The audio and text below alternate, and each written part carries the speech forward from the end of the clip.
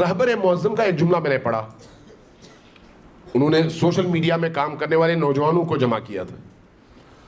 نوجوانوں کو جمع کر کے ان سے کہا کہ اگر, توجہ ہے آپ کی, فرمایا کہ دیکھو اگر میں رہبر نہ ہوتا, اگر میں رہبر نہ ہوتا تو میں سوشل میڈیا کی ایک ٹیم بناتا اور اس ٹیم کی سربراہی اپنے ہاتھ میں لیتا اور سوشل میڈیا کے ذریعے سے دین کی حقیقی روح کی ترجمانی بھی کرتا اور لوگوں کے ذہن بنانے میں اس کو بھرپور طور پر یوز بھی کرتا.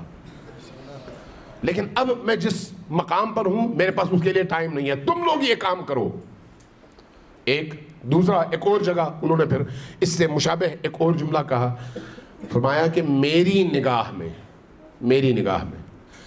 اس وقت مسجد کی نماز جماعت میں شریک وہ جوان جو فرض نماز ادا کر چکا ہوتا ہے, اس کے بعد جب وہ ان عبادات کی طرف آتا ہے جو نفلی ہیں, ذکر ہے, تسبیح ہے, اسی کی طرف آتے ہیں نا نماز کے بعد, کہا کہ میری نگاہ میں ان اذکار اور نفلی عبادات سے زیادہ بڑی عبادت یہ ہے کہ اس کے ہاتھ میں موبائل ہو, اس کی انگلیاں موبائل کے بٹن پر ہوں اور ان کے ذریعے سے نسل نو کو منحرف کرنے والے افکار کا وہ مقابلہ کرے اور حق اور حقیقت کو اپنے ارد گرد کی نوجوان نسل تک پہنچا کر انہیں انحراف سے بچانے میں اپنا پورا رول ادا کرے.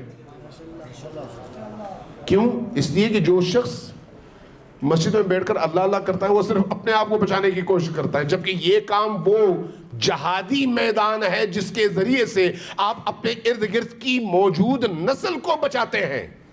بہت بڑا جہاد ہے. لیکن یہ کب ہوگا؟ جب خود آپ کا شعور اس لیول کا ہو, جب آپ اس لیول کے خود اہل شعور نہ ہو تو فتنے کی پہچان کیسے ہوگی؟ جب فتنے کی پہچان نہیں ہوگی تو آپ خیر سمجھ کر شر کی ترویج کریں گے, سچ سمجھ کر جھوٹ کی ترویج کریں گے, خدمت سمجھ کر آپ تخریب کا کام کریں گے, خدمت سمجھ کر.